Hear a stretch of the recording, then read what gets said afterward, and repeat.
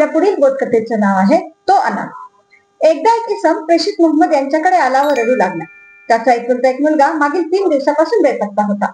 मुलाच्या काळजीमुळे त्याचे वडील हवालदिल झाले होते। ते त्याची व्यथा रडून रडून प्रेषितांना सांगत होते व प्रेषित त्यांना धीर देत होते। इतक्यात लांबून एक दुसरा माणूस पळत पळत आला व त्याने सांगितले की एका बागेत एका ठिकाणी त्याने त्या हरवलेल्या मुलाला पाहिले आहे। हे ऐकताच त्या पित्याचा चेहरा आनंदाने चमकू लागला। क्षणाचाही विलंब न लावता तो उठला, डोळे पुसले। आता तो विजेच्या चकाईने पळण्याच्या तयारीत होता। तेवढ्यात प्रेषितांनी त्याला थांबवले व म्हटले, लक्षपूर्वक ऐक।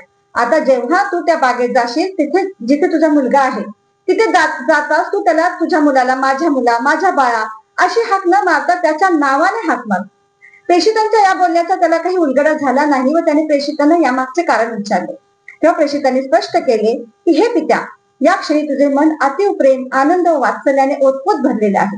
मुलाच्या विरहाने दुःखी झालेले तुझे हृदय आता मुलाच्या प्रेमाने ओसंडून वाहते।